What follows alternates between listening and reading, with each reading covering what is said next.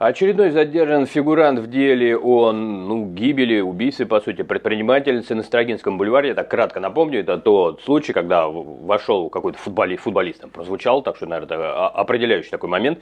Грабил сейф, пришла хозяйка, там дочка ее была, дочку он удерживал, пришла хозяйка, он ее забил просто, она погибла. Дочку дальше удерживал, там над ней то ли изгалялся, такая была информация. Самое главное, что деньги выбросил в окно. А внизу другой кто-то подобрал, другой передал еще кому-то. И этого мало. Там, короче, было задействовано огромное количество людей, которых вот так вот находили. Вот некие мошенники, если мы во все это верим, они вот так просто первый попавший, слушай, сделай туда, сбегай сюда. С одной стороны, это даже логично. Почему? Ну, потому что человеку не говорят, там, иди кого-то убей. То есть там куча народу, которым там, там получишь, там, не знаю, 500 рублей, ну, как курьеру, да, вот там возьми и туда отнеси. И таких толпа. Такой может быть только в стране, где что-то плохо с правительством, то есть люди мало зарабатывают, им просто звонят, заработай. Да, там, позвоните куда-нибудь в Германию, там, ну, так считается, такая бургерская страна, там все расписано, человек на работе, дома, он не ответит на звонок, ему не до этого. Есть страны, где в некоторое время не отвечают, так, я с этим сталкивался, а европейские страны, там вообще, то есть по делу с тобой все вежливо и так, а вот есть вечер, у нас, знаете, как любят вечером позвонить, ой, я не поздно, а там не отвечают поздно. Вообще, был случай как-то там, знакомый, короче, адвокат звонил. Или адвокату позвонил, своему адвокату, а ответа нет. Ну, там какой-то адвокат на уровне каких-то таких вопросов, не жизненно важных. Не отвечает. На следующий день, ну, ему и самому неудобно, а на следующий день тот что-то звонит по делу, и как будто и не было звонка. То есть вообще не. Ну, это какие-то такие нормы. Я к чему? К тому, что там, где, да, там не найдешь себе курьера, вот такого, исполнителя, зайти, сейф ограбить. А в России вот что-то находит. И очередного поймали, то есть их еще было больше. Задержан один фигурант в деле, значит, вот, о гибели этой. Этот куратор курьеров, вот какая схема, которые забирали награбленные из квартиры женщин. Да они, может, и не знали, вы так не навязывайте мне. Кто это? Что это за канал? Это канал, значит, база. Ты мне, милая моя, не навязывайте. Что, следователи, что ли? Они не знали. Это вы когда закончится, вот там вы привязаны куда-то, да, к действующей власти, вот отвяжут вас. Что вы будете? Курьерами, естественно, работать. Ну, либо там вдоль дороги стоять, может быть, не знаю, что-то продавать. Да, какие-нибудь букеты различные. Вот. Я к чему? К тому, что вы мне это свое навязываете? Вы что, следователи, что ли? Вы в кабинет допущены? Откуда вы знаете, что они вообще знали, что они передавали? Поэтому надо аккуратно говорить, что человека использовали в темную, как курьера, он не знал, что с преступлением, наверное, связано, да? По данным базы, подозреваемым оказался 19-летний Никита, ни в чем не виноватый. Молодец, Никита, дай бог тебе здоровья. Силовики задержали. Я к чему? К тому, что силовики должны организаторов ловить. Пока они этого не делают, попытка свалить все на Никиту, 19-летнего мальчишку, вообще там мозги только дорастают, понимаете, набираются еще что-то. Вы это прекращайте. Вы это прекращайте на наших русских мальчишек все валить. Кто там у вас, владелец базы? Там разбираться надо уже с вами. Едем дальше. Силовики задержали его в Санкт-Петербурге. Ну, силовикам у меня вопрос нет еще раз. Они по делу задерживают. Ну, как задерживают, так и отпускать надо, потому что задерживать-то надо. Значит, организаторов. А что у меня там мальчик курьера? Что он подрабатывает курьером? Что происходит? Что он мало зарабатывает, что ли? У него семья, что ли, не обеспечена?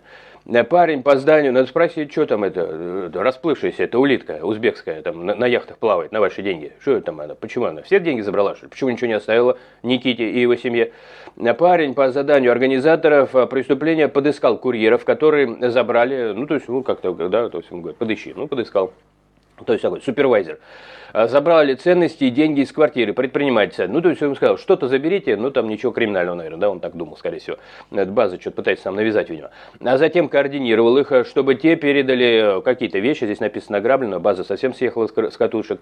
Сообщает столичная СК. Я не знаю, пусть СК и сообщает. Это я должен увидеть на официальном приложении СК. Чего вы мне пересказываете СК? Вы должны спорить с СК. Это вообще правило любой площадки. Это правило вменяемого и еще не морально окончательно опущенного человека.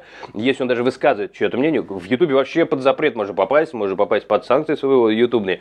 Если ты просто будешь новости читать, это Искай сам может рассказать свои новости. Ты должен с этим либо согласиться, либо не согласиться, либо перестань быть блогером, перестань вести канал. Если у вас нет своего мнения, ну а нахрен вы сдались, да, вот так вот, друзья мои. Я в хорошем смысле, как бы давая добрый совет. А вот так вот в YouTube базы залезете, или вы же залезли же вроде, да? Вы что, не знаете этих правил? Обязательно должно присутствовать свое мнение. Иначе это поток, в общем-то, бесполезных, ненужных новостей, практически спам.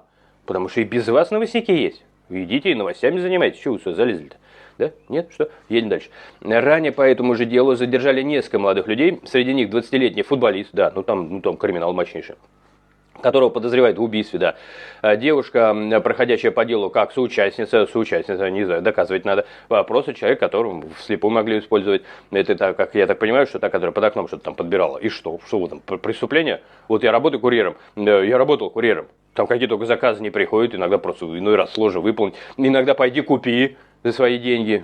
Ну, там можно не брать такой заказ, если у тебя денег нет. А если есть, ну, там какие-то определенные плюшки. Я просто...